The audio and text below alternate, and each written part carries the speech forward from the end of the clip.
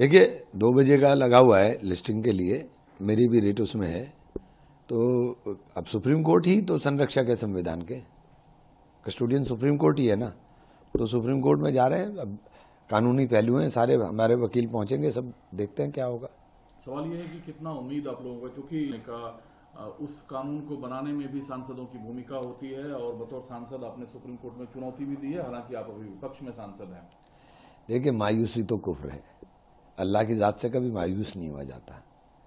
तो मायूसी तो कुफ्र है, मायूसी नहीं है। कोई भी फैसला बेहतर ही होगा और जो बेहतर अल्लाह ने, ईश्वर ने लिखा हुआ है वही होगा। हमारी तो एक ही दुआ है कि अमन शांति सुख सबका बना रहे, देश तरक्की करे, देश में खुशहाली रहे। लेकिन 7 ऐसे राज्य हैं इसमें मध्य प्रदेश, छत्तीसगढ़, राजस्थान, असम, हरियाणा, राजस्थान, जिन्होंने सुप्रीम कोर्ट में हलफनामा डाला है कि ये बिल जो है लाया गया। मेरी बात को अपना आप ही कह रहे हैं, मेरी बात को अपना आप ही कह रहे हैं। मैं तो पहले ही कहता था कि वक्फ और वक्फ बोर्ड दोनों अलग अलग चीजें हैं।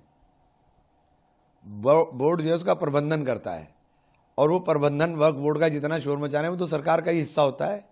अब वो सरकार की पैरोकारी करने के लिए आ रहे हैं तो आप खुद ही जवाब दे रहे हो ना।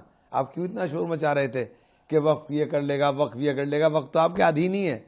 अब वक्फ बोर्ड आपके, आप ही की वजह से आपकी पैरोकारी के अंदर आ गया ना, तो हमारे सवाल का जवाब खुद मिल गया। वो तो कह रहा है कोर्ट में के लिए है आप। मैं भी तो यही कह रहा हूं। बोर्ड तो अब वो बोल रहा है जो सरकार बोल रही है, बोर्ड वो बोल रहा है जो सरकार बोल रही है। तो हम पहले ही कह रहे हैं कि बोर्ड जो है वो सरकार के नियंत्रण में ही था।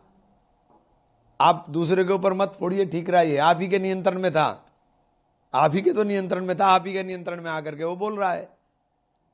अब उसे, जो आपने जमीन हड़पो योजना बनाई है उसको अमली जामा भी वही पहनाएगा। तो आपका सीधा एक नया आरोप है कि